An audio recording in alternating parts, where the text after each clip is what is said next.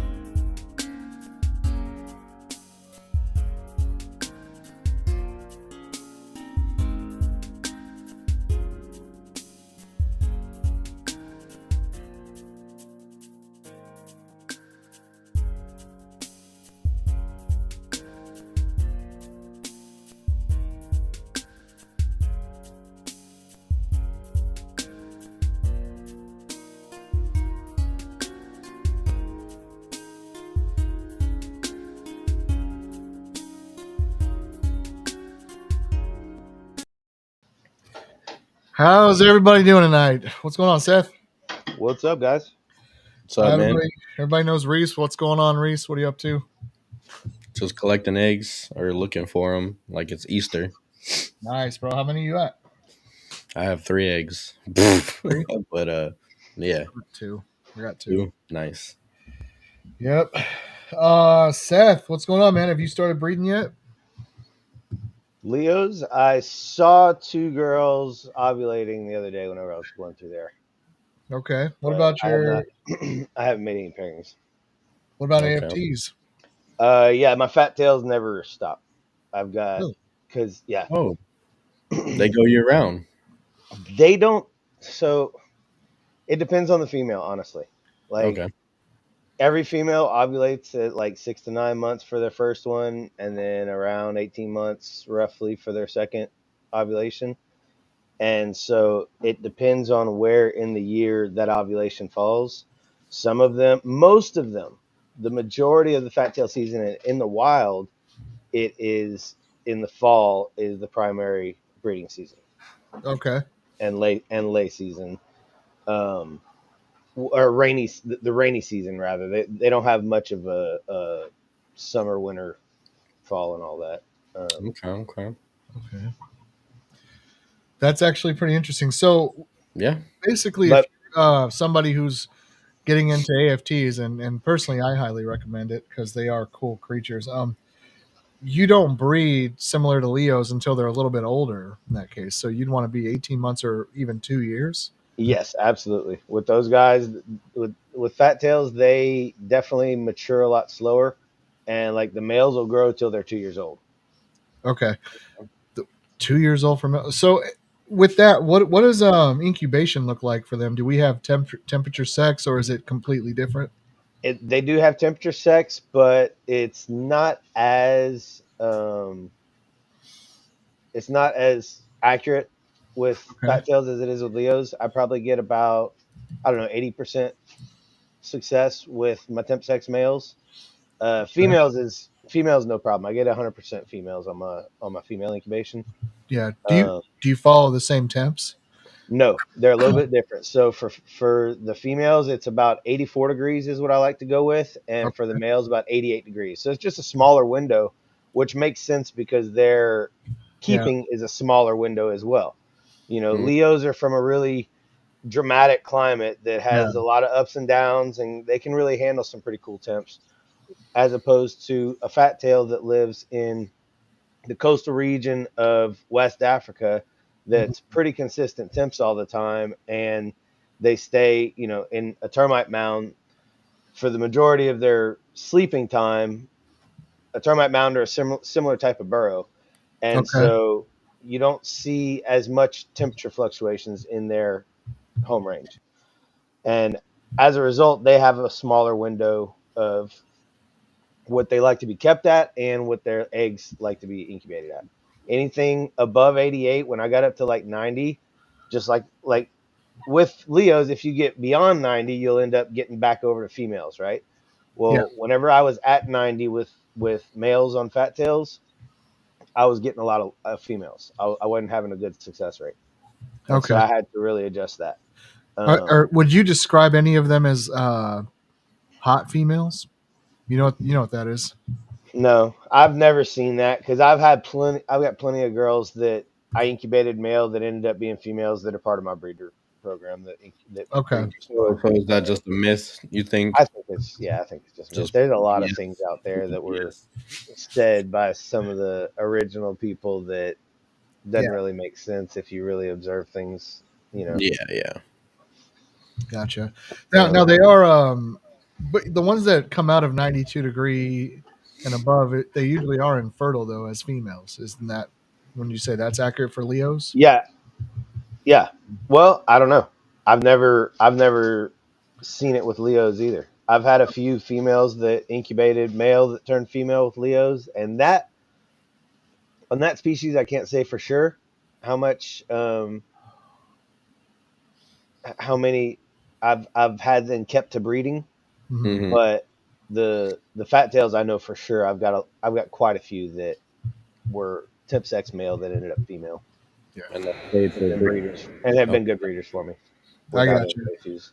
Now with African fat tails, just so you know, I kept some 3 years ago, and I kept about I want to say like 10 to 15, and I wanted to prove to myself that I could keep up with them, and if I couldn't or if I missed one thing, I told myself I would get out.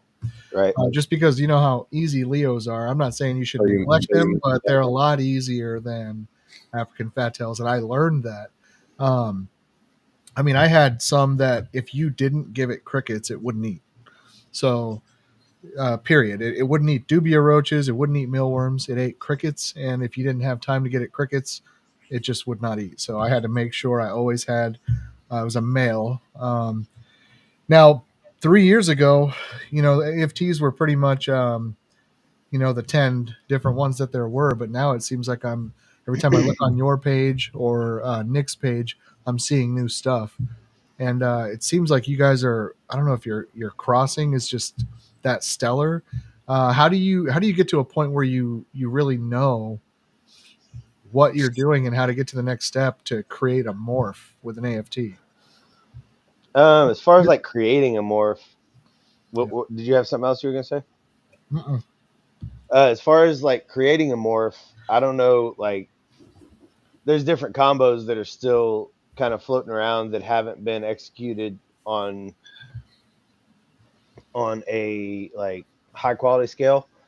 Okay. Um, but like the thing about fat tails is almost all the genetics we have to work with came from the wild, Yeah. which is a little bit different than some other species that you have. It's more like ball pythons Yeah. as far as a lot of what they have to work with came from the wild, which makes sense being that they're from the similar, same region. On that note, Mhm. but Yeah. it's I guess what I'm getting at is like it's just a matter of refinement. You know what I mean? So And the projects that I have that to me look different and are something worthy of calling it a project or Uh-huh. God forbid calling it a line, Yeah. um, is just stuff that I think it just takes holding things back to a certain extent enough to really see them, Okay. because these guys do change a lot as they develop, and you don't want to be selling stuff when it's little bitty and not ever get to see that change, and then your customers send you pictures and be like, oh no, so So I they change just as much as Leos as they grow. oh yeah, dude, big time. Well, depends on the morph. Normals I've not never so much. had one, so I don't know. Normals not so much. Normals are pretty, brown on brown at first, and then they just kind of change tints basically as they get older. But the morphs, especially the whiteout, like they hatch kind of ugly ducklings, and then by about 20 grams, it's just like, whoa, like Yeah. you open that rack and it's just really impressive. So that's kind of why I like to hold everything back, other than the fact that I like to grow things out to at least 15, preferably 20 grams before I'm selling it anyway. Okay. Because they're more delicate, I want to Yeah. make sure that they have plenty of fat reserves and foundation before I send them off to another customer or to a customer. Okay. That makes sense too. Yeah, I've heard some breeders have told me in the past that they've had issues with incubation and getting them all the way to the end, and even when they got there, the animals didn't really make it. I'm not sure what was going on, but I know it was frustrating for them. So it's just they I do I would seem delicate's the word, But I would bet they were having most issues with either hydration okay, or temperatures on the low end, especially because I had an experience with mine when I first started. I thought just like Leo's, and I kept them at like 80 degrees, yeah, 81 degrees maybe. And even at 82 degrees, I was getting a lot that would incubate almost full term and then either die right before they hatch or hatch and just really not thrive. And I okay, couldn't figure out what the hell was going on. And I really think it like 83 degrees is kind of a threshold for them, so I make sure I stay 83 to 84. That way I'm not teetering in that range again because I had bad results in that range, so I've never messed with it again. Yeah. makes sense. And what I do, it generally I put all my temp sex female Leos at the same temp, and I do get about probably 20% males out of those. Okay, So some projects I just don't incubate male at all. I'll just put everything in the female incubator for my Leo of yeah, a certain project. If I don't specifically need a male Yeah. for that project, if it's just kind of something I'm working on, because I'm gonna get one or two males out of it for sure anyway. Yeah. That's gotcha. kind On of the what Leo I'm side. doing this season. Everything That, female, and in case yeah, I get a couple males out of it, it's cool, but yeah, yeah. mostly females. Instead So of do having you three incubators running, well, I was I'd gonna rather. ask how many incubators do you run? Because I was I wondering have if three. you had multiple for Fat Tail and Leos, but all No, the I same. so that big one you see back there, that's a 6 footer. Oh That's Jesus. like way bigger than I ever need. I Yeah, had Yeah. built it and I was trying to sell it at the expos for like $1,000 and nobody wanted to buy it. And I Yeah. kept struggling for space in the little, you know, 3x2 that I had set up. Yeah. Yeah. And I was like, you know what? Nobody wants to spend what I think this is worth that I yeah, built. So I'm just going to plug it in. And yeah. I literally used 2 shelves of Plug that it whole in, plug thing. it in. And the whole rest is all just water jugs, just Yeah. full water Oh, but jugs, just taking humidity. up airspace. You No, you not and I had humidity, a airspace. Oh, just Um, airspace. yeah, I don't. I keep my cups specific to environment, and I keep the incubator itself dry for a couple reasons. Because I don't like moisture and electricity mixing, yeah, and you got that heat tape running in there, and Yeah. that's never a great idea. And you get all kind of condensation on the door and just rust and stuff in there. Those most of those boxes aren't made to be wet inside of them. But if you contain your cup and make sure that it's just got pinholes for ventilation and have your hydration in there, then it doesn't matter what the humidity is in the box. But I keep the water jugs in there to reduce airspace because that makes the heat transfer or the temperature transfer a lot less. yep, When you open that box and the air is evacuated with all that room temp air, yeah, if there's 100 cubic inches of air in there, then that all gets replaced. If there's only 10, then that's all that gets replaced, and it recovers that much quicker whenever you close it back. Okay. So Okay. that's really, really important. That's a step that I think a lot of people, which with Leos, honestly, it probably doesn't matter yeah, because their fluctuations aren't as critical because, again, they come from a pretty volatile climate and it, can experience quite a I mean, bit I in the have some wild. in mind, but I didn't know why. I was just told to do it when I first Dude, got into it, and I and did that's it. And it 90 worked. that's 90%, if not more, of the people that have them. They just have a couple in the bottom because that's what everybody tells them to do. But yep, Yeah. like if you get a nice ice chest or whatever and you read they have like instructions on them, they'll mhm, tell you like put whatever you want in it and then fill it with ice because the less airspace you have in there, the yeah, quicker, the less your ice is going to melt because you not just Thanks. because you've got more ice, but because you got less airspace. So Yeah. Well, everything's going to stay colder the longer. the other thing too is that the heat tape depending on some of them have a relay, but others the heat tape is just on all the time. So if yours is one of the ones where the heat tape comes on and off with the thermostat and a probe, you could literally close the door, and if you have all that empty space that's filled up with outdoor air, it might not be heating right now. But if you have less, and then you have water bottles that are radiating that heat back into it before the heat tape even comes on, that's kind of really cool as well. So it's going to definitely, it's just like nothing but helpful. So another thing, while we're on incubators, backup batteries, guys. Go get do yourself a favor, whether you deal with a lot of extreme weather events or not. Go get a battery backup like they have at Best Buy for computers. It's pretty simple. The more you spend on it, the more storage you're going to have, and the longer it would last in an event. I will say there was one brand. I can't remember what brand I didn't like, but I think this one's APC. Okay, is the one that I ended up going with. I'll go look in a minute and double check. Cool. But I had one brand that went bad on me, but this, the brand that I'm using now, I'm really happy with. Okay. And that is awesome for even if you just have a momentary, the power company has to work on something, even if no, that happened with me. That happened with me, but I never got one like a dummy. I was told and warned. In fact, I seen you say it in a video. A friend of mine who looked up to you told me about it too, sent me the link and everything, and then I fumbled the bag. I didn't get it. I still haven't got it, so I'm gonna have to get it. I'm gonna have to get it real soon here. You're just living on the edge, Riys. Living on the edge, dude. Drinking my energy drink. Yeah. Also, if you can get me a name of it or whatever, I'll put it in the link so people can find it later on. Yeah, I'll check it before we get off. And if you guys didn't know, Joe is a professional air conditioning. That doesn't make me a professional incubator guy, but professional. I'm not bad. Actually, Seth and I have talked about this in depth before, like a year ago. Yeah. Here's the thing with incubators. Yeah. It's less about, first of all, the thermostat is the most important component, period. Yeah. Don't skimp on your thermostats on any of your collection, but especially your incubator, and use pulse proportional to where it's, just keeping it dialed in. Second of all, air circulation, and like I already mentioned, reducing airspace. That's if you cover those three things, you'll have a pretty good incubator. Now, the box itself, the more insulation you have, the better, as far as the box that it's in, and wine coolers are the best for that.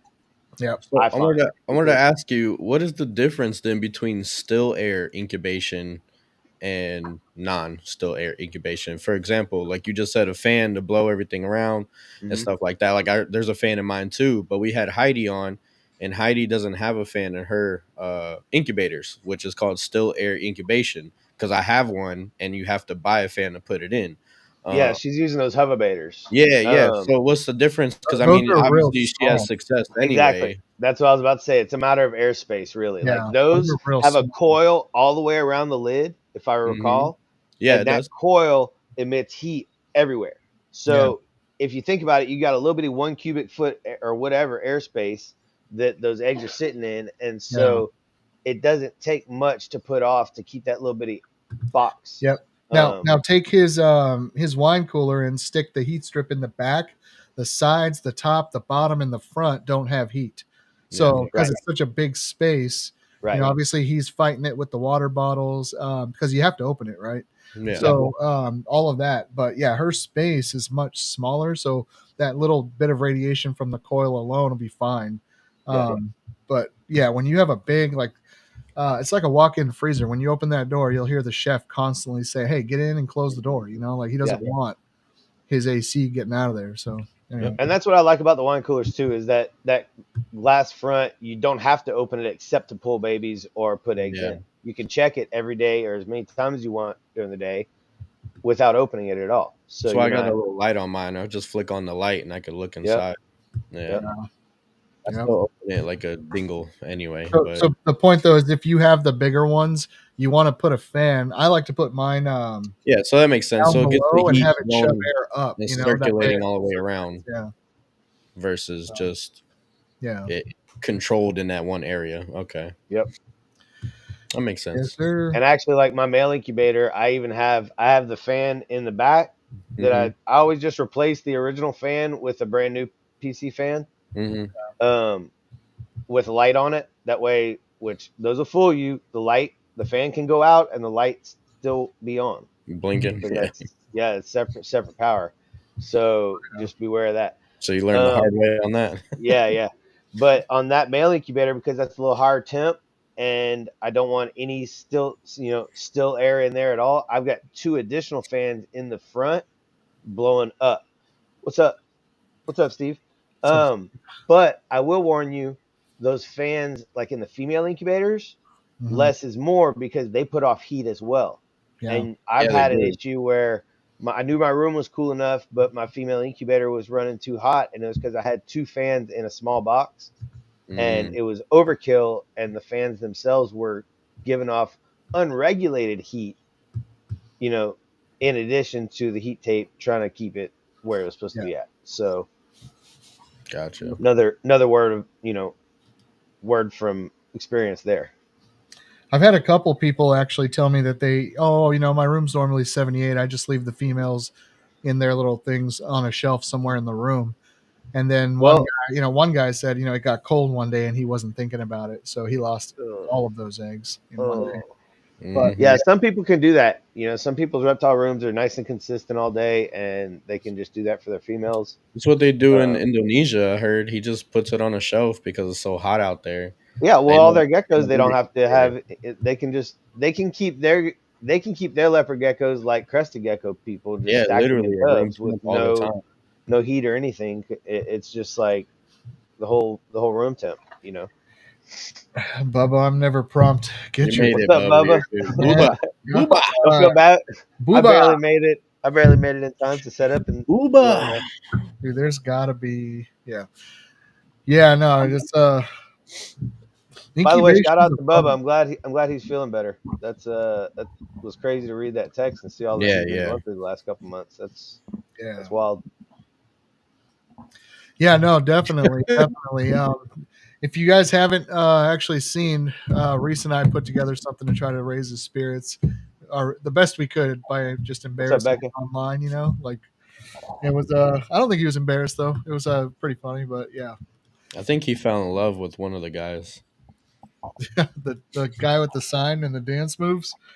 That guy was good. Did you like the picture of like Bubba tossing a salad? Dude, that was subliminal. That was subliminal. I had to like move my screen with my fingertip and then screenshot it. So I actually had to set up a haptic on my phone to triple tap the back because I couldn't do it. So I finally got it right where I wanted. Then tap and it screenshots. That's how I got that photo. You put way too much time into that, Joe. Nah, it was worth it, bro. It was worth it. It was worth it, dude. Yeah. But let's talk about those Black Knight AFTs, man. You're like the only person I've seen with those. Not Black Knights. I know. I forget the name. What are they again? Black Velvet. Velvet. That is a good name. That is a good name. Thank you. I feel like it's fitting. No, it definitely is. I seen them in person last time you were here. I believe you're coming next weekend back to Atlanta. Yes. But yeah, those are scroll over a few pics on that one, Joe. Those are pretty cool. There's one on white. Yeah. Now she was younger right there, obviously. That gecko there lightened up just a hair, but she's still really dark. She's one of. Now go ahead. If you scroll down a little bit, she's one of the darkest ones this year for sure. The most recent that right there.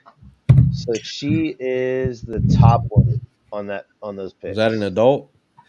No, that's her still juvenile, but she's a little bit older. And then that's her sister, bottom right. So that's 2 different geckos. And then bottom left is the darkest male from that project this past season. I thought they were all the same gecko. That's a 1.2. No, that's a 1.2 right there from that project. That happened so fast too. I bet it didn't have to be like an F-15 to get it right with growth. No, these are like 3rd generation, I think. Let's see. 3rd generation. Dang. They are brilliant, man. These are 3rd gen.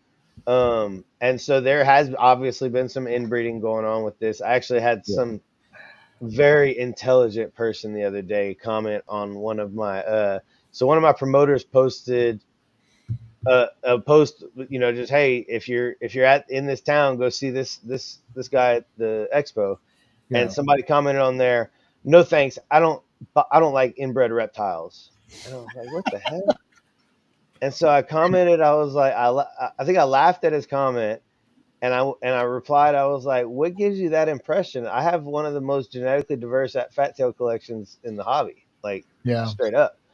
And he was like, not according to one of my buddies that talked to you at an expo, and you said that you were breeding a mom back to a son or something like that. And I don't remember exactly what he said. I was like, okay, so I was very transparent with someone, and I didn't go on to, I ignored Yeah, him yeah. from that point. I was done. Yeah.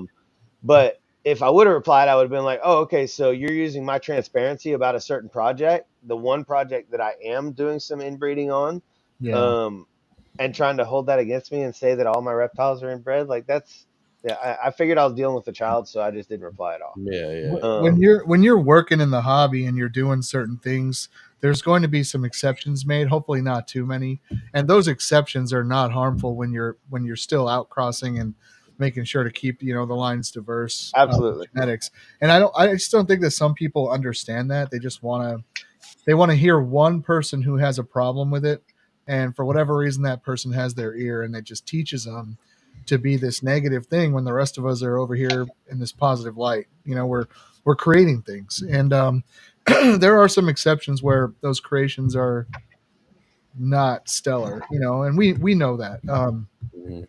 But that doesn't make it an everyone thing, and it doesn't condemn F2, F3, and some people talk about F4, and that's like a line I usually don't cross. But You just have to you know, you have to stay aware of what you're doing. And so like with this project, for example, I'm being very, very conscious about what's going on and what I'm looking at. I've got one baby from last season out of like, I don't know, 12 or 15 yeah, from that project so far, from that generation. That's a little bit short, but guess what? I hatch those every so often anyway from like all other projects that are out crossed. I hatch those from wild caught to wild caught sometimes. That's just something that happens sometimes. yeah, So I did have that one, and I observed that one, and I'm going to keep her and watch her. But she's just a little bit, just not a dwarf necessarily, but just a little shorter bodied gecko. yeah, Yeah. So, but as long as you stay on top of it and stay ahead of it, like I've already got plans to cross some wild caught stuff into it, and I've already crossed some other lines into it in the last couple seasons. So I've already got other blood coming in. But yeah, the darkest of them all are like third gen inbred, but it's also all back to the sire, which is pretty natural anyway. Yeah, yeah. In the wild, these guys, one bit, and it's a huge male. So think about that huge male in a given region or range of, you know, yeah, where they live. He would Territory. be running off all of his sons that hatched once they matured, and he would have a harem of girls, yeah, straight up. So, like, Yeah. that he would be inbreeding just like lions do, and just like a lot of animals do in the wild. So, as long as you do it with with direction and with purpose, and pay attention to what you're seeing, and don't turn a blind eye to shit just because Mhm. Yeah. you like what you're seeing on the good results. You know what I mean? Mhm. If you start seeing something funky, shut it down or Yeah. adjust, Take or accountability. Yeah. I know take one of the make a things turn. one of the things I'll do is I'll say, well, when somebody brings that up and they talk about F2, F3, whatever, I'll say, well, when you're filial breeding, I think education is is paramount. You I have was to just know what about you're to say doing. that. Talk to a lot of people. Talk with people who've done it before. Read if you can. Online If sources. you And can. if I hear back, what does filial mean? I'm like, okay, maybe you're definitely not ready to know or to Yeah. start doing anything like that. Oh, I'm gonna Wait, pair what did you say? What word did you use? filial breeding. Don't tell me you don't know what it means. No, I don't. What F. That's filial? what F stands for. That's Yeah. what the F stands Oh, for in F1, F2. Yeah, I Seth, honestly did not. Yep, shut I'm down. dumbass. I'm Yeah. dumbass, dude. Hey, we I've all been are, using dude. it. I've been using that term all my, being in the hobby, and It's all I good. I know definitely have I know learned. another breeder, I'll, big I'll admit name. it. I asked him one time. I was like, "Hey, what's the F1, F2 mean?" He was like, "I don't know. Other people put it, so I put it." I was like, "Nice." But Dude, they Bubba actually says, did know what it was later on. I think he yeah. was just pulling my leg, but And honestly, I don't know if you noticed, but I don't use it all that much. I usually use Gen. Earlier when I was talking about these, I said third gen is what I'm looking at right now. Like that's how I usually describe it. I But I guess was maybe gonna because I didn't say know what F meant. I've education always for wondered sure. though, honestly. So thanks for teaching me that for real. Yeah, exactly.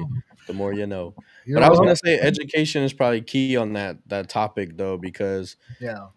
there was things when I first got into it, you would hear about it and be like, like inbreeding or something. You're like, what? That's it's Yeah. stupid. But Yep. I'm uneducated on how and why and this and that. So I think it does come to education, to learning Yeah. why some of these things are done the way they are, and then Yep. done a correct way versus done just, craziness. So Yeah. definitely got to be educated on why some of these things happen before you just go and like shut it down. You know what I mean? Yeah. So got to be Overdoing it. open minded. Overdoing it's going to be a problem too. But a couple times on the show, I've brought up anthropomorphic behavior. Mm-hmm. It's where we apply traits that apply to us to everything else, like putting dogs in sweaters and when they have fur, or Giving Dude, animals I was over at a human buddy's house. characteristics. I don't like inbred reptiles. I'm like, in the wild caught reptiles, they don't try to get away from each other and travel long distances. They come out at Leos, especially they come out at dusk, dawn. They eat real quick and they hide. They don't go far from their relatives, and they're probably all inbred. You never know. Mm-hmm. And inbred's a term we use. It applies to everything, but it doesn't apply the same way as it does to humans. Exactly. And yeah. So, you have to kind of but speaking of your education, you were saying, Reese, Yeah. I was talking to you and you said you wanted to discuss a little bit about education being a priority. Mm-hmm. And I actually really like the idea of that. So I thought that was obviously mine. reptiles are not only for money He's making, old dude. money making opportunities. So what's up? No, that was Seth's idea, but go. I was like, I Continue. thought that was my idea, but Reese was like, "Don't I worry, he's just swear I old, said it man." was. He's all. Sometimes you just got to let him do his thing. Yeah, dude. you gotta let me do my thing, man. My bad. So, I'll let you flow. so education being a priority, Seth. Yeah. Oh, you want me to roll? Okay, so I thought I was old, bro. Like education. So what I mean by that is whenever I'm at the expos, especially, my purpose there, and I found that my best expos are when I really have this on mind. My purpose there is teaching and educating and inspiring the kids that come across my table, because the way that I look at it, like we all had Steve, dude. Oh yeah, you know what I grew mean? up with him, And all those other real inspirations. Jeff They got Corwin. these YouTube bozos to watch that are fake, and so not to compare myself to that realm or anything, but the way I look at it is like whenever I'm at those expos and I see these kids come up and they've either never seen a gecko or never held a gecko, I want to be, it's not that I'm trying to sell animals to them or try to make them fall in love with something. I want to be that guy that inspires them to learn more about something. And so I go, and actually I just got a message today, dude, from a lady that they got a fat tail and they reached out to me. It was a few years ago they got one from me, and she's asking if I can take it back to rehome it because they're moving and daughter's lost interest. And she's like, we really enjoyed having it, but I want what's best for the animal, and blah blah. And I was like, yeah, no problem. We'll take care of it. We'll meet up. What kind of time frame we're working with? And then she messaged back. Actually, I'll read it to you because it was pretty cool. Or it made me feel pretty cool. She said, we've enjoyed her and remain impressed with your shop. You were the only salesperson at the show who took time to come around the counter and talk directly with my daughter, who was 11 at the time. That meant a lot to her and to me. So that right there, that was literally like an hour before the show I got that. Nice. That right there is what I try to do to every family that comes across my table. And again, it's not trying to sell them something that they don't need or want. It's just trying to introduce them to what I love and trying to shed and share the passion across my table for what inspires me. You know what I mean? And what really makes me tick. And so that's the way I look at it at those expos is we all should be there to share our passion and show these people the different things and the different projects that we're working with. And if it's for them, cool. If it's not, it's not. There's actually a vendor that got kicked out of one of our main expos because he couldn't get that, dude. He would have people walk up to his table and they could be like, "Hey, I'm here looking for a fat tail," and I could be across the room. One of the higher tier fat tail breeders in the country. I could be right across the room at this little bitty expo, and instead of going, "Oh, you know what? You're in luck. Let me walk you over to Seth and take him over to my table," he'd be like, Yeah. "Oh, you know what? You need a Sarah," which at that point he was trying to call them monitor geckos and like rebrand, a species. But he would instead try to, which I'm all for introducing to what you have. But if somebody's there looking for a certain thing, you need to help steer them to what, or even if they're not. I had a family that's just one example, not to bounce around too much, but I had a family at the last expo that had got there with the intentions of getting their first reptile, and it was going to be a chameleon. And they give them credit. They were going to spend a day on Saturday getting everything they needed and taking it home and getting it set up, and then come back Sunday and get their animal. Yeah. Well, by the time they got there on Saturday, the few chameleons that were there were sold out already. Luckily, because then they started looking and realizing that maybe a chameleon wasn't what they needed for their very first reptile with their young children. And so I started talking to them and spent hours with them on Saturday. And it was one of those, okay, well, we're going to go home and digest your content on your YouTube, and we're going to come back tomorrow and get a couple of geckos. And how often do they actually come back and get that, right? Yeah, right. If you're just trying to spit a sale and you're not actually in it to teach them, okay? Well, guess what? They came back the next day, and they not only bought a couple geckos for their kids, and not only let the kids pick out whatever geckos, and they ended up picking out like $300 geckos. The mom also decided she needed one, and she got a $180 gecko as well. So she got a bold stripe, and the kids got a bell and a white and yellow bell, if I remember right. So through education, you kind of inspired her to believe that if she wanted one, she'd be able to do it. Yeah, but the point of that, to me, the point of that story is, the foundation of my statement there is like education first, and the sales will come. And that's a perfect example. Is they came to my table, and I didn't try to hustle them and sell them on a leopard gecko or a fat tail gecko. They came to my table talking about a chameleon, and I was like, chameleons are great, but maybe not the best starter reptile. Period. They're just same thing with beardies. Beardies are awesome, and a lot of people do get beardies for their first starter, but is it the best option? Maybe not. No, I wouldn't even say AFTs are the best starter option. I would say probably Leos. They are if you have the parents that are involved. In my, like, if you've got a family that are all with it, and the kids seem smart and on it, and you have the resources to be able to direct them to, which I'm trying to get off my butt and build a compilation of like educational videos on my YouTube to be able to send my customers directly to, which I already do, but I just don't have as much content as I should. But if you get them set up properly and give them the right guidance, I've had very good success with it being the first reptile for a lot of people. No, I've actually had that happen a lot too, because I do a lot of education with my birthday parties and school shows and stuff like that.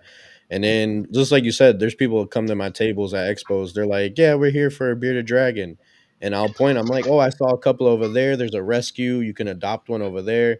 And I'll pass them along. I'm not there to make sales like that either. I am, but it's not number one priority. And then then I have people that don't even know what a Leo is, have no intention in buying one, but will sit there and and I know they're not going to buy one, but I'll sit there and conversate with them and teach them the whole thing. And then they'll leave and they're like, "Yo, you really taught me something. I knew nothing about these. And, I'm glad you took the time to talk to me about this." And then they'll reach out on Instagram later like, "Hey, nobody else took the time to talk to me about these. And I learned a lot more in that 5-10 minutes talking to you than anybody else today. So I will be reaching back out later," stuff like that. 100%. And that's cool too. But it's just cool that they actually took the time to listen versus somebody, they're like, "Yeah, I don't care. I'm not buying it anyway," but they still wanted to know what it was and learn about it. So that part's pretty cool. But yeah, that's all I try to do too, is teach, man. So at the shows, it's hanging out with the kids, giving them free stickers and letting them hold and hang out, teaching them about them. And then it's teaching the parent too, because they're also, like you said, they're part of it. So they got to learn I too. want them to know what they're getting into. I They don't do, bullshit but them. they always I don't ask the bullshit them. I'm like, question. "Oh, this is the easiest thing in the world. There's nothing to it." I'm very honest with them. I'm like, look, the bugs, what they eat is going to be the hardest thing. Yep. Once you get that dialed in and figured out, you're going to be like, oh, I need 3 more geckos because I've already got the bugs. Mhm. But the taking care of the bugs and keeping them alive and healthy, like I teach them to, is the hardest part of the whole experience. And that's not to say, excuse me, that the bugs are hard. It's just that the geckos are that easy once you get the bugs dialed in, and Yeah. have everything set up properly. So that's what I tell people. Take care of the right feeder nutrition, supplementation, and environment. And that goes with Leos or fat tails.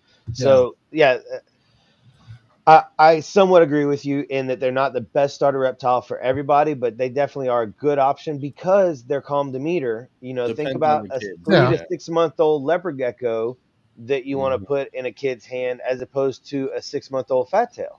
Yeah, the That leopard fat gecko tail is just going to start curl off. up in their hand and be like, "Hey, what's up?" The majority of them. They Yeah. got their Good outliers, point. but That's a good point. so for that, especially when there's young kids and parents that I can tell are with it and going to be fully involved, I actually direct them to the fat tails because I think that that's a good option for them. And I make sure I'm not selling them a firecracker too. I know all my geckos and know which ones are kind of spunky and which ones are Yeah, really no, nice. you have to because I have Yeah. questions. Is this one gonna be handable or is this one? I'm like, yeah, this guy's a little crazy. We're gonna let him chill. I was like, if you want to hold one, we'll hold this guy. And they're like, oh, you know their personality? I'm like, yeah, that's what happens when you hang out with them all day. You kind I've of got learn 2 who pet they are. onlys on my table and they're both nuts. And so I don't know when I'll sell them because everybody that's like, oh, I like that one. It's only $70. I'm like, hang on. Yeah. It's kind of But crazy, but It some needs customers either somebody that like just that. wants to look at it and doesn't care how crazy it is, or it Yeah. needs somebody that really likes a challenge and That's is what I'm like, saying. okay, There's the people we're that gonna do this. they want to break it. Like, But I oh, want them to know what they're getting into. Yep, definitely. Yeah.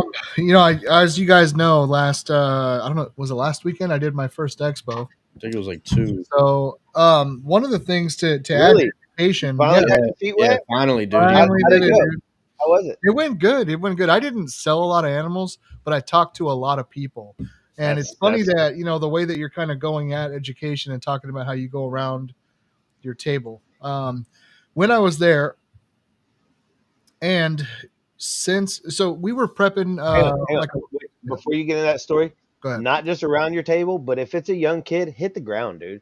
Yeah, no, I'm If you're physically able and you're in good enough shape to be able to get up and down, you don't have bad knees like I'm starting to get, hit the ground, dude. Get down there on eye level with that kid and talk to them like they're human. Don't ignore them and just talk to the parents because that's where the money's at. Talk to that kid and educate that kid and put that gecko in their hands. And if it's a really young kid, I'll have them come sit like behind or on the side of my table. That way, if the gecko does jump out, they're just sitting down already, so it's not a big deal. Nah, they ain't allowed on my side of the table. I tell them all the time, it's VIP only. Get your ass in the front. Yeah. Anyway, I didn't mean to interrupt you, Joe, No, but I you're just good, wanted man. to throw that out there. Like, I can't tell you how much. It's not a strategy. It's yes. There you go, Joe. Yeah.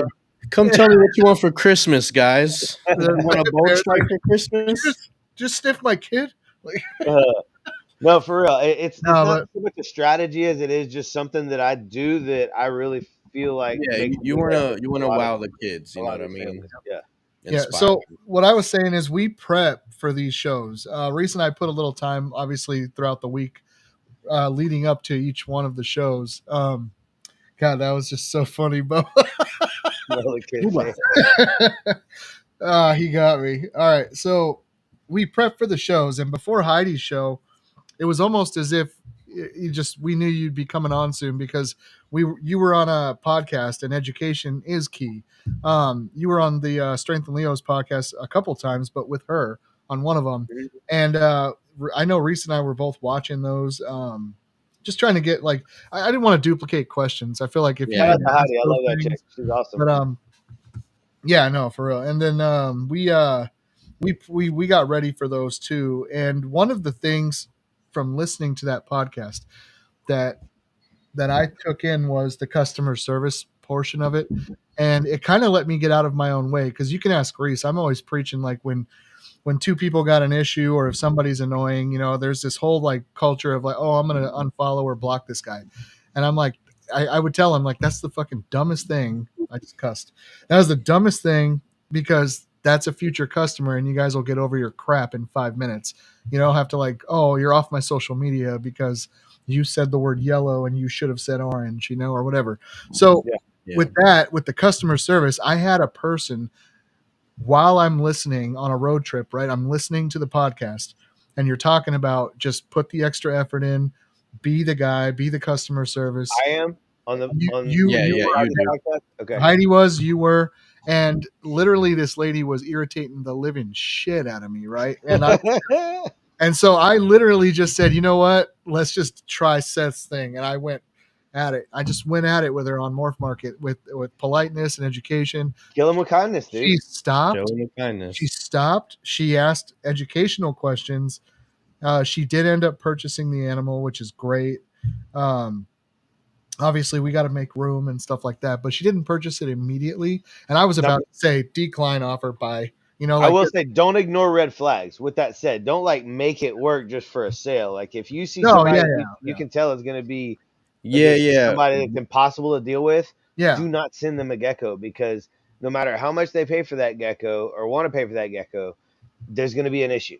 There's going to be something that comes up and they're going to, raise hell about. But sometimes as a seller, you got to take that deep breath. You could be in a mood yourself, or definitely you could be taking their message wrong, and it could be just somebody on the other end really confused, and you're taking it the wrong way. So sometimes as a seller, you definitely got to take a deep breath and go, all right, you're annoying the hell out of me, but let's get to it. So, well, I had a buddy whose name I'm not going to say, but they were like, yeah, dude, there's all these breeders on Morph Market that have these crap Leos, so I just block them and then I don't have to see their stuff. And I'm like, you realize that works both ways? And he's like, wait, what? They can't see your stuff. if you got the better stuff, let them buy it, man. Like and he was just like, and he panicked and went and started unblocking like crazy. Like, oh, who that is later. Dude, I was laughing because it was just like you blocked half of Morph Market from seeing your ads, bro. You're like paying for nobody to see your stuff because you got this. Oh, I'm blocking your behavior, But I just upped the customer service game is what the point was. And then when I did my first show, I kept the same message. It's like fresh in my head, So I was like, you know what? I'm gonna go around the table. I'm gonna talk to people. I'm gonna get on their level. Nice. I did push people off to tables where I saw other stuff, and it was pretty cool. I met a lot of interesting people that do shows, and I'm going to be doing a lot now. So it's just a community, man. You just got to get in the community of what you're doing. So even if you don't talk to that person or do the same thing, you're still at the same place doing the same thing. So you kind of just have to have that common community and just get along. And I met Krista from Neurophi. Sorry, I said her name wrong for a second there. We're going to be going out and doing a lunch to talk Leos and stuff soon, and because she lives here in Columbia. But oh my god, that's that was cool meeting her. Seymour, I'm gonna mess it up. They're nearby. But yeah. How many shows do you do a year, man? Do you know? Is it random? No, right at 20 a year is what I've been doing. Yep. Now, with that said, you're doing like 2 shows a month. Well, 5 of those is 20 miles from my house, a little local show that's pretty often. That's pretty consistent as far as like being a good show. And then another 2 to 3 of those are also right here local. So it's that 8. No, actually, up to 10 are local. So half of those are right here by the house. That is nice. I'm in San Antonio. Yeah, it's So are you doing a lot of like Repticons and Show Me's and Reptilian Nation? None of that's different? Reptilian Nation. I do Reptilian Nations, and I do several Herp shows. It's a circuit that's mostly in Texas, but he goes like to Louisiana as well. Okay. And then we travel, like we're going to Atlanta to go see Riys next weekend. That's a show that I really think that show has a lot of potential, man. If Bob sticks with it, because that dude, he's awesome. Yeah. So, dude, the minute it was announced, I tried to book a table. It was full already. I was like, I'm happy I got in on that. It was already full. Joe, do you know if Jennifer's going to be there? I need to message her. I don't. She was at the No, last she one. might. She's been trying to get into I a know couple. she was with at the me. first one. Yeah, Really? yeah, She Yeah, might. she was at the original one yeah. because the last one was the first one, Mm-hmm. and then How did you yeah, do at that show? Was it good? That's why you're coming I back? did. I did pretty good, and that was even with the other show on the other side of town, and so we won't have that this time. Yeah, you won't. So Thank I'm God. expecting. And he's moved it to a better part of town, so I'm Yeah, expecting yeah, this one to be really good. I'm looking forward to it. yeah. Where it's at this time is mostly where Repticon usually is. So they're kind of used to having a reptile show in that area, so they kind of know what's up. It's unfortunate that you have a zoo show already that day because I could use your help, dude. I'm gonna be by myself all day or all weekend. I might be able to help like Saturday morning, but my Yeah, shows are like in the afternoon at like 4. So like I can come like early morning help, but then I gotta dip out like 2 or 3 or something. yeah, no doubt. Oh well, Which dude, yeah, even by dude, that half a day time, would be yeah, that's what I'm huge saying. By help, that man. time, you got an hour left and it's over. So And No, Riys I could be would there promoting definitely. the podcast that whole time, dude. That would Hell exactly, be yeah, dude. so hell cool. yeah. Exactly.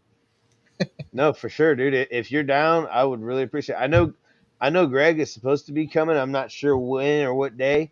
But Yeah, yeah, he helped you out last time, right? On yeah, Saturday. yeah. He came and hung out on Nice. Saturday last time.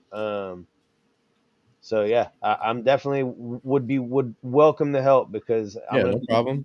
if it's I'll as do it, bro. busy as I'm expecting it to be, I'm gonna be spread thin for sure.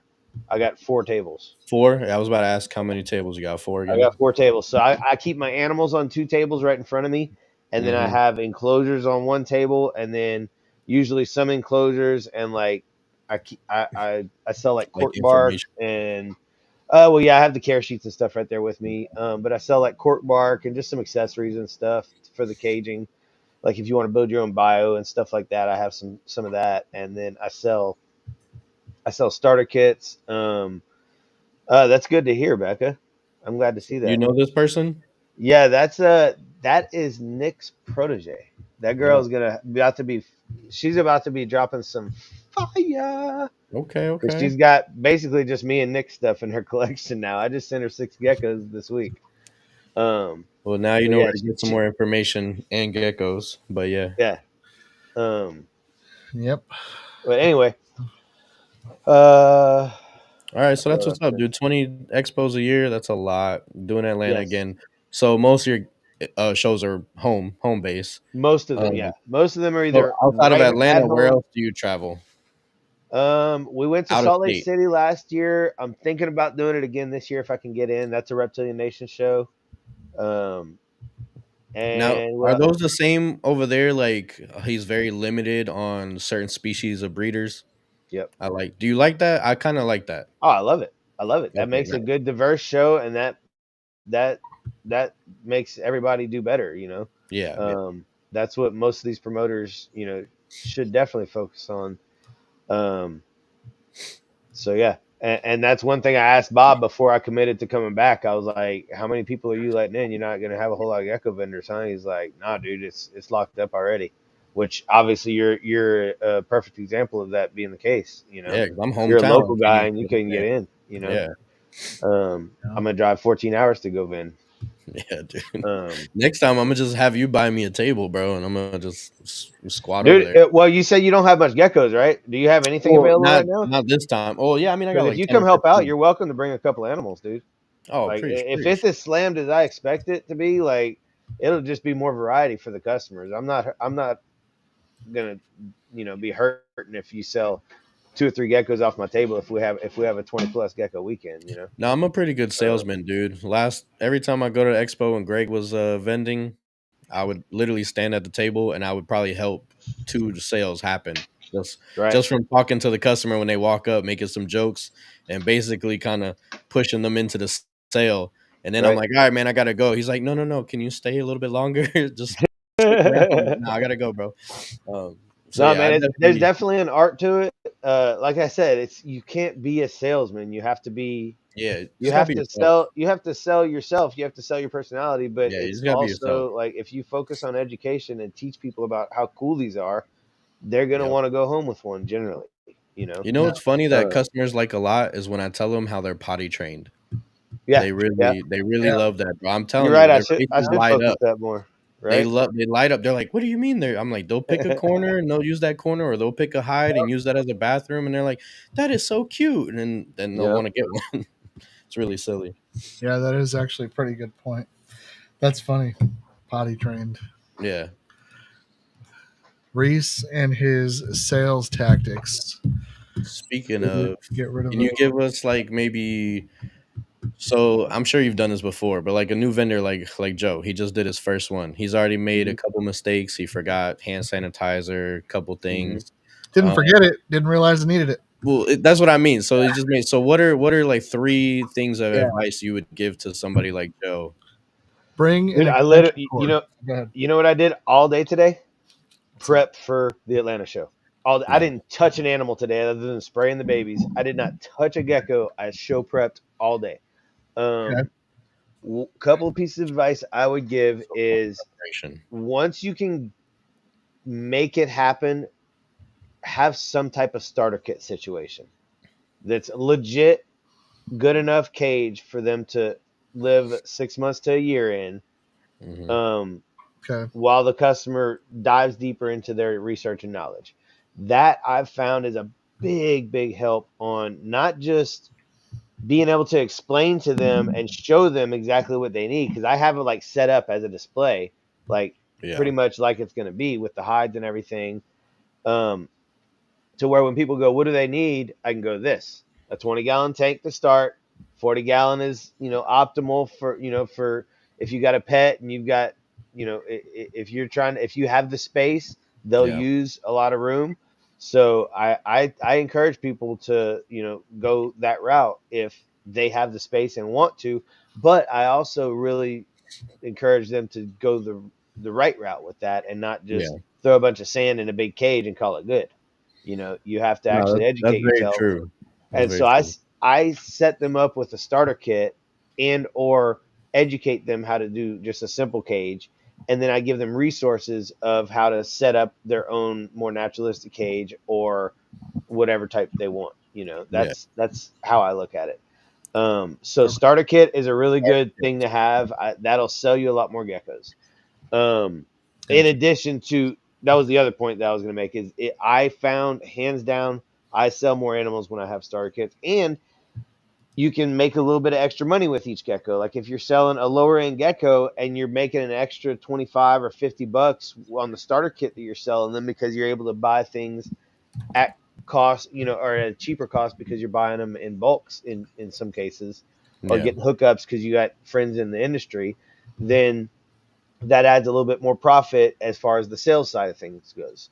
And another big tip that I'll have on that list, on that note, I used to just have my starter kits at a really cheap price because I wanted my customers to, that's a good point, Becca, make a list. I wanted my customers to have a cheap kit, right? So I just had them all cheap, and I would have people come and spend an hour with me, learn I know y'all have had this happen, learn all my knowledge, and then go buy a $40 gecko off the drop shipper table that's this big, and then come back and buy my kit. And I'd be like, damn it, it'd make me mad. Well, what I started doing is I started pricing my kits like $75 or so profit. That way, whenever somebody's just, and then I do a $50 discount at least if they're buying one of my geckos and a kit. And so the way that I do that is if they're just buying one of the drop ship geckos and come and steal all my knowledge, I'm making more money off of that customer than the person that sold them the gecko. Nice. Because they're buying a kit from me that I'm profiting 75 on. But then my customer that comes and buys my gecko, they're getting it almost at cost. I'm only making like 25 just for like doing the work of putting it together and getting it there. You know what I mean? Yeah. So that has worked out really, really, really well, to where it gives my customers a leg up and gives them some more money in their pocket to work on, to either pick a nicer gecko or to do more with their setup. And again, on those animals that I didn't sell, that people are just coming to get my knowledge and my setup, then I'm making the profit off of that. So that's a good thing to have there. As far as other stuff, a care sheet, a good care sheet. Don't just throw some shit together. Sit down, think about it, or copy something. I don't care. I'll send you my care sheet. I don't care. You can change the logo. It Copy doesn't and matter. paste, dude. It does not matter, dude. It's just trying to get the right information out there. I Well, do not care. if you got faith in your care sheet, yeah. If you want it, obviously somebody else using it's going to be the same positive. That's You what know I what did, started dude. I feeling? took I think I took Blizzy Bold's care sheet. I just changed a couple words here and there and made it my own, and yeah, Check this printed out. it out on like different paper or put a different border or something. But yeah, So I have a free care sheet that I have out on my table for everybody. Just a simple paper, black and white. yes, And then I Josiah. have, Yes. if you get a gecko from me, and people really like this, check this out. If you get a gecko from me, you get a laminated care sheet. Oh snap! Ooh, Okay. fancy. Not only that, but it has my contact info, which I'm gonna cover up on here. But it has my contact info, including my cell phone number, Put it on the banner. because. Yeah. And what I tell everybody, yeah, right. What I tell everybody is I stand behind my, and this is a line that I spit to every single customer I make a sale to, because I really want them to establish that communication. I tell them, and it's going to sound, car salesman or whatever, but whatever. Yeah. I tell them I stand behind my animals 110%, but I cannot fix a problem I don't know about. So I encourage you and implore you even to reach out to me with any issues, questions, concerns, comments, contradictory information you see out there on YouTube, because I don't want them to get on Geeky Gecko's site and go, well, this looks a lot easier. Let's just go this way. But if it's and what I tell them is, if it's contradictory to what I've taught or what I have on my information, then let's talk about it, because there's a lot of different ways to do this thing, but there's a couple of hard stops. And I'd rather be involved in that decision. The other thing that I do on these laminated care sheets is I have a QR code on all the care sheets that links them to a YouTube video of me explaining this in a little more detail. This one on the back that they get on the laminated ones, this one links them to that 2-hour-long conversation that you and I did, Joe, with Mariah. That's what this links them to. Yep. So everybody that gets my care sheet gets linked directly to that. That way they have. Joe's embarrassed. I'm so honored. Yeah. Well, I mean, it was a great conversation, dude. It was a 2-hour, me and Mariah just throwing knowledge back and forth. Joe just kind of sat there. If you were even on the screen some of the time. Well, no, I was. It was a really good show. You actually came on and you were willing to host it, so I was kind of thought that was really cool. And yeah, we just sat back and let you guys talk AFTs, but it was and she was really nice. We talked a couple times before the show. Yeah, she's posting her videos. I follow and watch all of them. About to get another Reddit review. Becca, I almost put one, but I was like, no, surely this chick knows how to take care of geckos. Surely. I almost did put one, though. Surely. That's funny. All right, so we got one extra caging setup, so they don't have to go anywhere. 2 care sheets. One more quick tip. Keeping us on track, man. Good lighting. Good lighting. Go ahead and spend $45 a piece on the ones I get, like fold up to where they're not even all big and bulky. You see some people with these weird like gooseneck ones that don't break down. Screw those. There's one I'll send you the link, Joe, if you need it.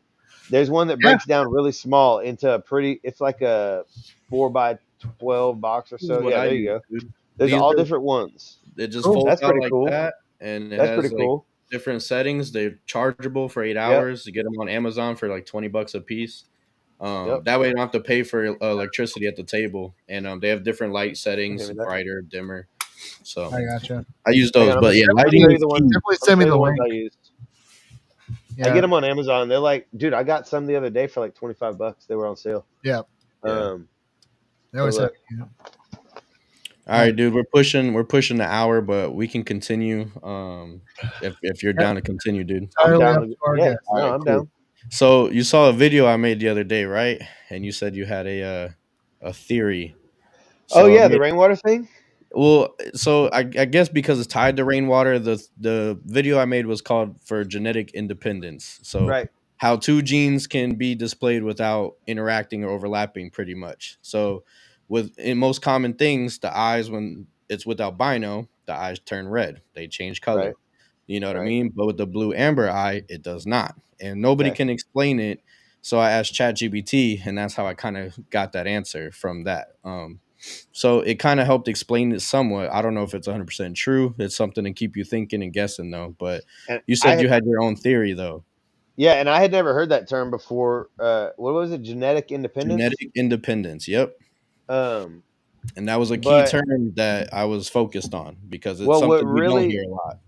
what caught my eye whenever you said that, or whenever I saw that, was I've noticed, because my wife pointed it out to me, that the rainwaters don't really have albino looking eyes. Their eyes are really dark, dude. And so their body doesn't have any dark pigment at all, but their Mhm. eyes, if you look at a my rainwaters. Joe, can you pull up rainwater eyes? That was something I wanted to look at because Yeah, you Oh guys yeah, keep maybe. talking. I'll look we it we up right talked Yeah. about this before. I don't have Um, anything to compare it to because I don't have any right. non That was the blue blue amber. amber eye rainwaters. So with that, whenever I saw your post, I was like, oh, well, what he's seeing is just the fact that rainwaters. Because here, let me finish. Not only do they not have, what's up, Heidi? Not only do they not have albino looking eyes, they're also not light sensitive at all. Like at the shows, Yeah, see, the that's blue not amber what eyes my not. rainwater eyes look like at all. You said Okay. they don't look like that? Nuh-uh. Are they Hmm. rainwater? Is that out of It's right in here on info? Google. Rainwater eyes, leopard geckos.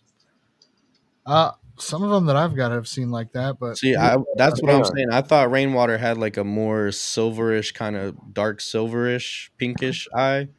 Um, not as bright red or as pink as Tremper and Bell. yeah, I But don't but think I've there's never seen it normal. representation Let on. me step away for just a minute. I'm gonna go get one of my rainwaters that I wanted to show y'all anyway. Hang Cool. on. Yeah, I don't spend a lot of time photographing eyeballs, which I probably should. Yeah, so that was my thing. And actually, my So experience with Bubba. them is the same as Bubba's, unless I have my blue Well, so amber eye.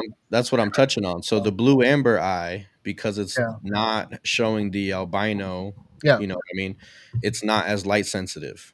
So it's I get what you're saying. not So showing that, you know what there's always going to be exceptions in genes. I mean? The biggest thing about albinism in general is that everything in the gecko is albino, as opposed to leucism, where the All right. body is showing light pigment. But um, the blue amber eye being a separate mutated gene, I think has Well, something and to do maybe with why it displays. But yeah, I guess I'm gonna call myself a liar now because this one does Yeah, look dude. very much like that I picture. knew you were lying. I knew it. so Bubba just called you out when you walked away, dude. Calling you out. No, I was kidding. Now, the light sensitivity, I will stand by though, or the Yeah, lack of light sensitivity. But I got yeah, you. um,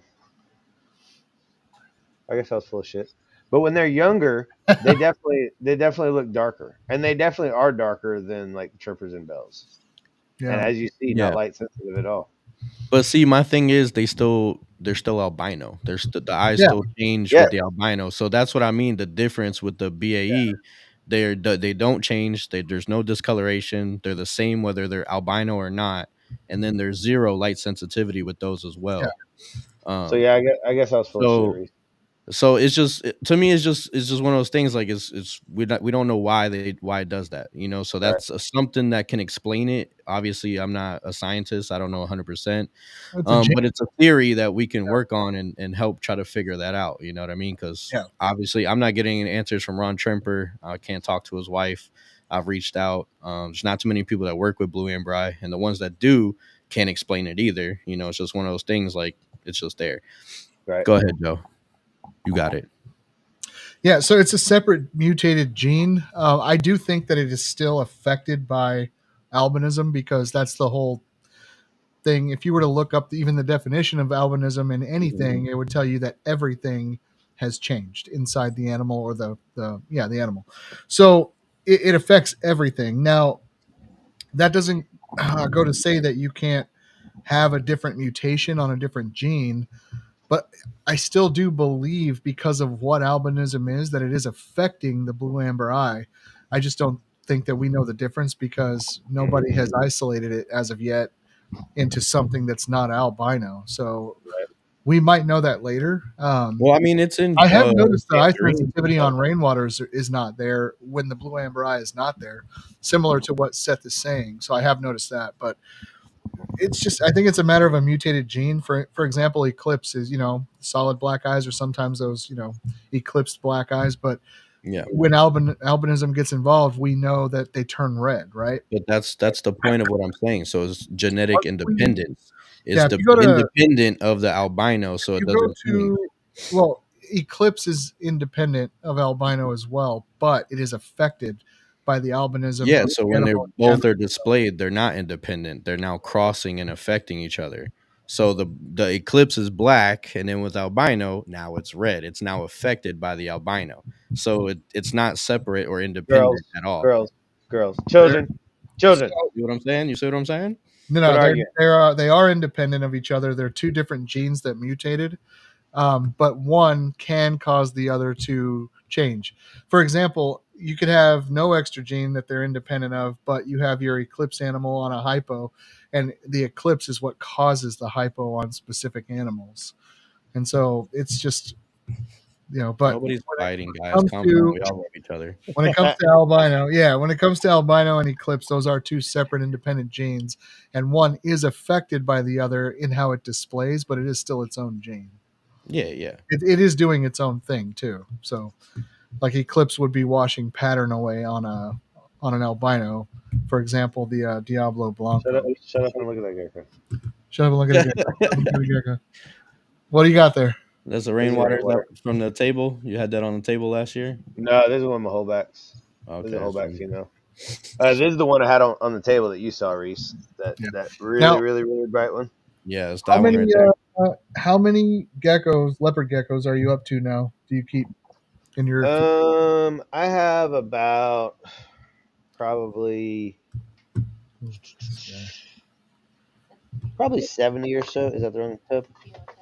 70 total. I have probably about 70 adults. Last year I hatched like 90 geckos, 90 Leos for last season. I'm shooting for about the same this season, probably.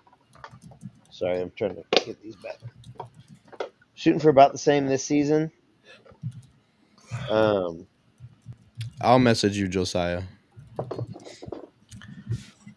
Oh, he wants to control misinformation on what independence means. I get it. Whatever, dude. We're moving on. Oh.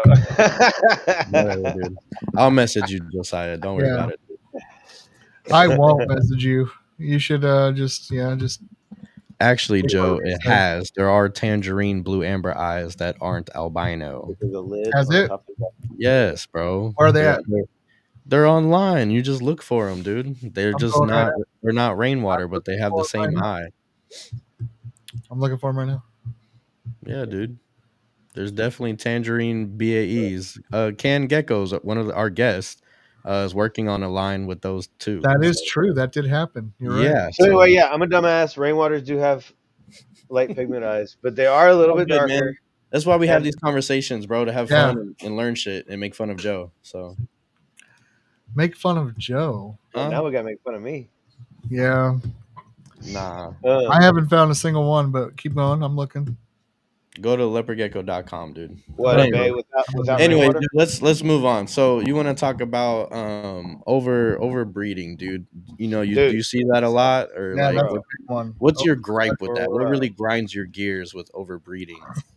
All of it. Like it's you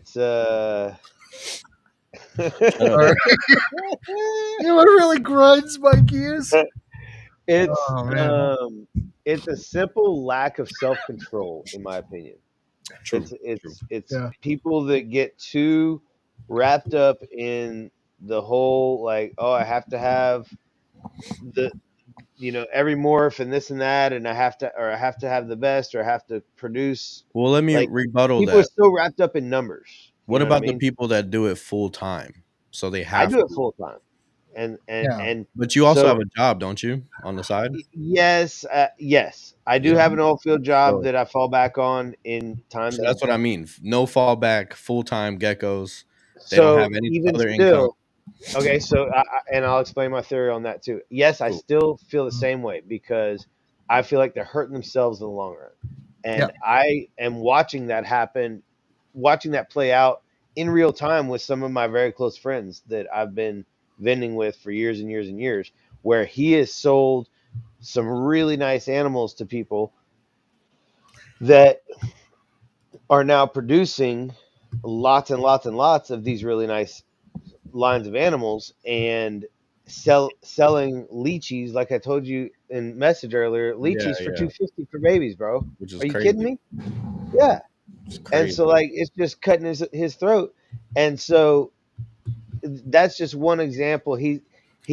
I've watched him really cut people a lot of good deals and hook people up. And if they want to get 5 or 6 geckos, he really cuts them an awesome deal, which I'm all for throwing a little bit of a discount. But Of course. at the same time, I do put a lot of thought into my pricing. And so like if a couple of geckos are higher end and they're from a certain project, then that's I want to make sure that I honor that for everybody else that's bought into that project. Yeah. And so I'm just not a fan of stuff being just mass produced and dumped for next to nothing. It just really, really 100%. drives me crazy. Yeah, it just drives the market down and projects down. Yeah. And if you're selling it to somebody to resell, then that's even I really don't understand that mentality. And to each their own. Let me throw that out there too. To each their own. Everybody's got their own situation. Everybody's got their own ways of doing things. But what are we looking at there? Joe Riys is right. Riys is right. I just want to throw that out there. That's what? There's no bay without. No, there is. It's right. No, here. There's bay without rainwater. Yes. There it is. And the eyes are the same. No, you're not the only one who can stand up and admit it, Seth. I said something wrong, so dude, I feel like it's 2-0 tonight. So far, Riys is on top tonight. Damn, that's funny, dude. Yeah. Nah, man. I know. Good. I often underestimate Riys. Sorry, Riys. It's all good, boy. He's smarter than he looks, huh, Joe? That checks out. Apparently, I'm not, so it's all good. It's crazy because we look the same, so What? We're brothers. We're happy and we're light skin colored. Oh my god! Give me a high five. So, sorry, stupid Riys. I try to be, man. So funny. Hey, I got a question. Hold on, dude. Rumor has talking about overbreeding, bro, and you just kind of barged in with my correctness and like cut him off. But I guess we were done. It's just like don't do it. Like there we go. Sum it up. Okay, no, I do have more on it though. Let me elaborate a little bit. So I do produce a lot of fat tails. Okay, but one thing you'll see if you go to my page, I don't have a lot of any one morph. I'll have a handful of normals at any given time, but they've all got different background genetics for different projects. Yeah. But as far as like a bunch of A-males or a bunch of Oreos or a bunch of Zulus or a bunch of like a combos, like I purposely have a variety, and I do that intentionally with my pairings. I could make pairings to where I'm producing a lot more whiteout A-males or a lot more A-male patties. Those are really high end fat tails. If I was all about the money and didn't really care about saturation or the market, I would just pump out as many of those as I could. But I try to intentionally make sure that I've only got a handful of those to sit on because I don't want to have to drop that price. I want to be able to keep that price where I feel like that morph deserves. And if I have to sit on them for a while, I sit on them. But I'd rather sit on just a few of each given morph that are higher end than 20 of said morph. So a solution for that basically would just pair less of the same morph, basically. Like don't have too many large groups of the same thing, just kind of like a small group of each. Yeah.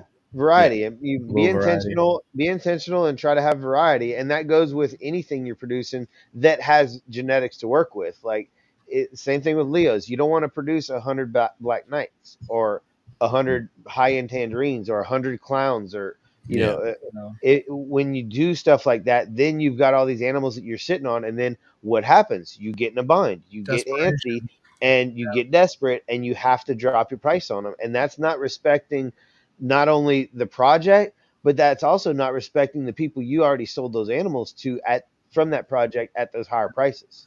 You know what I mean? When That is somebody a really good just bought a pair from you at $1,000 a piece, and then a month later you're like, ah, shit, I've still got another dozen of these. I'm gonna drop them to 300 a piece. Yeah. That's dirty, bro. Like that to yeah. me is just not being I don't know, not Yeah. transparent, but Well, and you it's just see it all the in time. my opinion, it's bad business. And I've tried to approach this as don't do anybody wrong, don't have anything to look Unethical over your shoulder business about. Be practices. as ethical and moral, not only with the animals, like the animals are first. Be ethical and moral with the animals, but also be ethical and moral with everybody you deal with.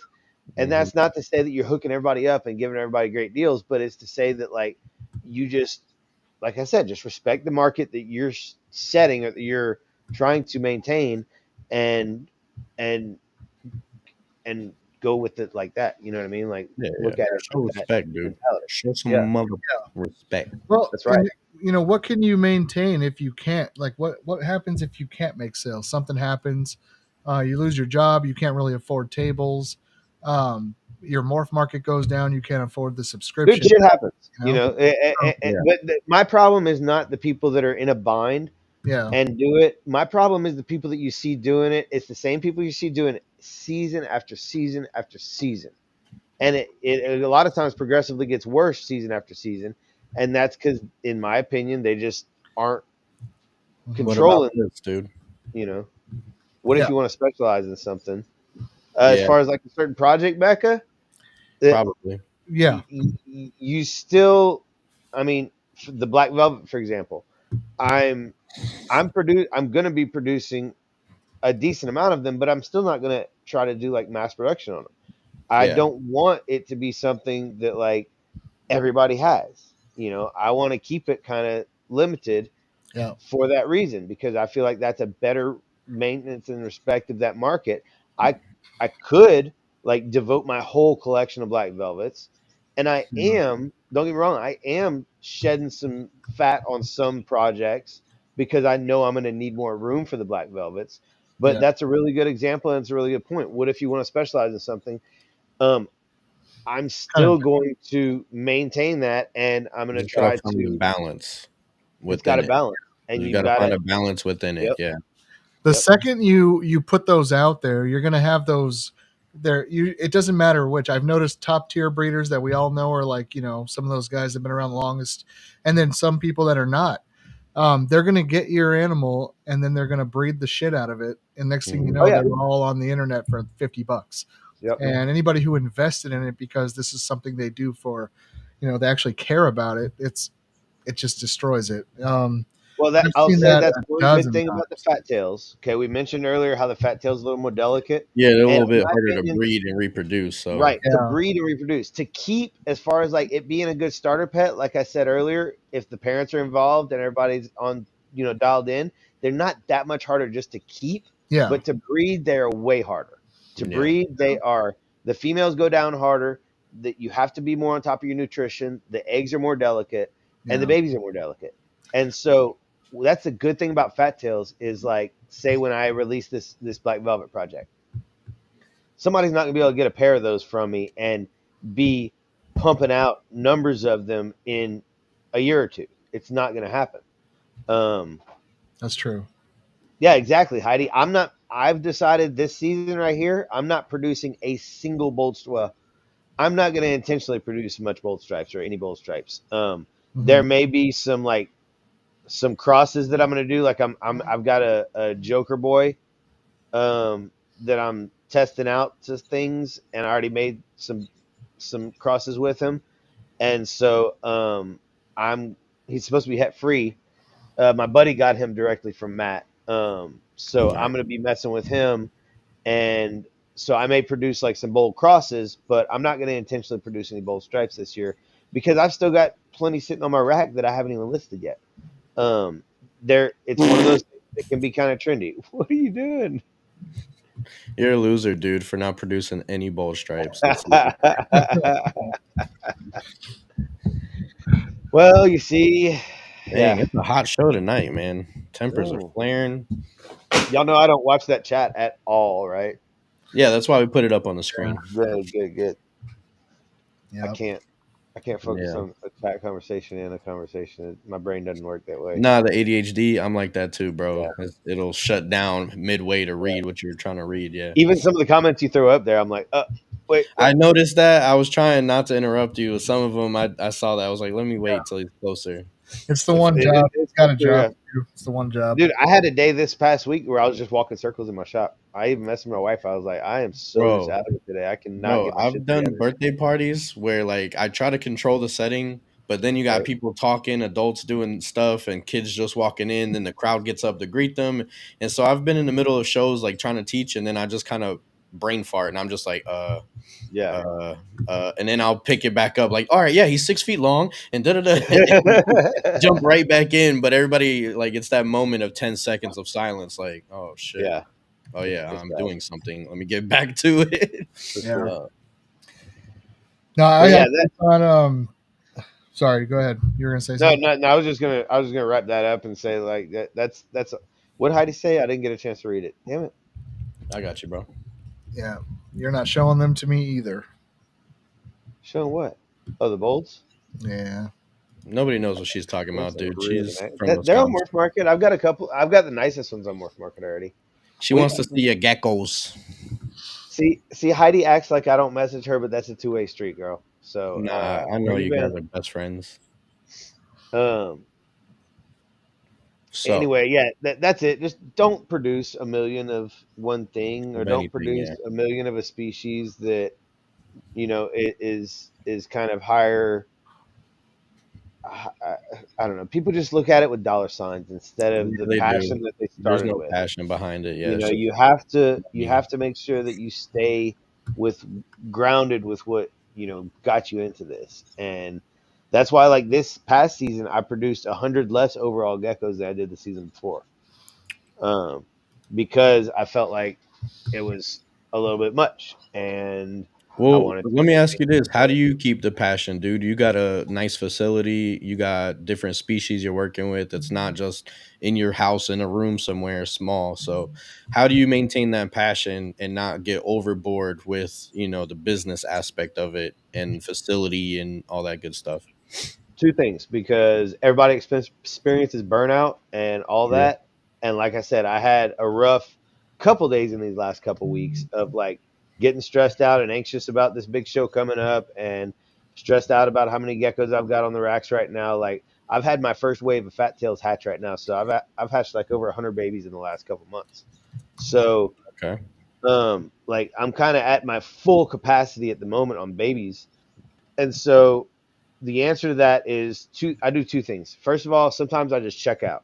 I make sure everybody that needs essentials is taken care of, and I leave my shop and I go watch my boys play soccer, or I go have dinner Okay. with my family and sit there at the table and talk to them, or just hang out with my wife. That's one of the things that I do is I get back to what I love about not just the hobby, but just like what makes me tick in life in In general. life, The yeah. other Yeah. the other thing I do is I get back to like I'll either take pictures or I'll just go through my babies, like not cleaning. Yep. I'll Yeah. just go through my Go hang babies out. and look at their development and be like, oh man, because sometimes when you're cleaning, like if a gecko's in its humid hide and I'm cleaning its tub, I'm not gonna mess with that gecko for time's sake, right? Yeah, yeah. So you might not see a gecko every single time you open its tub and clean it, and so I sometimes take the time to just go sit down and go through my projects and look at what we're producing and look at what's hatched in the last couple months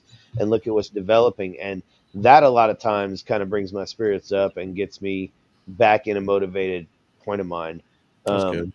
I've also mentioned, having a good expo and making a good, a bunch of good sales, not so much for the point of making a bunch of money, but for the point of having space. That's always refreshing to walk in your room and Yeah, go, because you get excited for the oh God, I've got some yeah, breathing room again, because when you're like right now, I said, I'm they're max full. capacity pretty much. I've got a couple of clutches that are actually together, which I don't like doing. And so like, I'm looking forward to going to Atlanta and having a good show. And again, not because I'm wanting to make a bunch of money, but because I want to come home and go, look at all these empty tubs. Now I got some room for Yep. everybody to move Yep, into and yep. grow out, and like I mentioned earlier, all the inspiration that happens at those shows to these young kids and the people that you meet at these shows. I got to meet you last time I was in Atlanta, Reese, Yep. and face to face, and there's a lot to be said to that. I'm gonna get to meet Shane Kelly at this next show. He's a guy that I've been known for a while. Yeah. Small town Who's that exotics. guy Wild Card? Screw that guy. Yeah. Yeah. Beady little Uh, eyes. so like just the whole a good show is also a good thing to kind of help burn out and come back kind of refreshed So for good all those reasons. experiences. Yeah. Just Yeah. good experiences. Well, all right, man. I Awesome. think Joe wants to ask you something about some mountaintop thing or something. No, it wasn't about that. Honestly, I lost it, but we're at 90 minutes on a power hour. Seth, dude, thank you for coming on and sharing with us a lot about AFTs, expos, and your take on breeding. How not to overproduce and things like that. One of the things I wanted to draw attention to is, Reese and I are very comfortable with each other. We talk every day. We're good, and I wanted to kind of draw attention to the last couple of episodes where you could see that we're both breeding the same thing. We're friends, and we don't, even the two of us don't always agree on everything. But do you see how we handle it and how we're not, enemies afterwards, or there's not a Right. big fight or unfollows? And he doesn't have to, and I don't have to agree with him. It doesn't mean that we don't let each other be who we are, and that he doesn't say his piece when he doesn't agree with something I say, or vice versa. Right. And that's how I think it should be handled, instead of sometimes you'll see a little bit of fighting here and there and a little disagreeing. But I really like the way that Reese handles it, because we're friends, right? We handle it in a way where it's like, We try. this is not the end of anything. It's just a disagreement. And so for the last couple of episodes, if you've seen that, you've noticed that we have displayed that. And it wasn't intentional. It literally happened naturally, and we knew it would be okay from the beginning. I wanted to just say something as an example for everybody. Treat each other well. Yeah, you man. guys can disagree, and it's gonna be all right. You better not. You better not. You better not, dude. But no, man. 90 Yeah, I minutes was is about to killer. say that's what you say, Joe, but Reese is always talking shit about you. Behind my back, I know he does, yeah, but dude. that's what happens when you just when you don't got them. You know what I mean? So I gotta watch my mouth for the kids. For the kids. For the kids. But nah, Reese, good questions today, man. You really brought it. And Hey, Seth, I will mention before you wrap up, Yeah. everybody needs to go check out Palm Street, the Palm Street app. Yeah, I forgot to bring that up. That Okay. is something that I'm exploring a little bit of, doing like live auctions. Cresty people have been rocking and rolling with and doing really well with. And it's kind of like what we've been doing is we get together at a show or like after a show, like we'll bring some animals back to the B&B that we're staying at, and me and my Cresty breeder friend Kristen at Cresty Works, go check her out, by the way, Kristen at Cresty Works. Her and I have gotten together a few times and done a live auction and had like a lot of variety of animals, because I've got Leos and Fat Tails, she's got Cresties, our other buddy has Sarahs and Leechies and stuff. Yeah. Okay. But for those that don't know what Palm Street is, it's an app that just came out where you can do live auctions. So yeah, it's kind of like Morph Market has an auction area, but this is for live auctions for reptiles. Something new people are exploring. I have and that doesn't mean you have to give stuff away. You start your price. No, yeah. Okay. You set whatever price it starts at, and whatever you start the bid at, if nobody bids on it, then it doesn't move, and then you move on to the next animal. If somebody bids on it, then there can become a bidding war if there's enough people in there. But it's something that's really interesting that I think has some potential. Yeah. If people treat it right. I will say I did see Frank in there, so I'm going to be sending them a message to let them know that he might not. That's irrelevant. Last question for you. I've heard rumors that you might be judging the Breeders' Cup this year. Are you thinking about doing it, or are you not? I've not heard anything about that. That's because Joe made it up. Maybe you ought to consider it. I think you're wanted. So I have not heard any such thing. I would be honored. There you go. Yeah. Well, Scott's watching, so hopefully he heard that. Thank you, Seth, very much for coming on, man. We hope to have you back Thanks for having soon. me, guys. And thank you, everybody who hung out in the comments. Don't forget to go and like Seth's episode so that obviously he can get that love on there. We also enjoy it. So thank you. And everybody have a good night. Go buy a fat tail from this guy called Huffs Herps. Huffs Herps. I don't know who that is. Y'all have a good night. Thanks for All watching. All right, guys. You guys stay on for just a minute.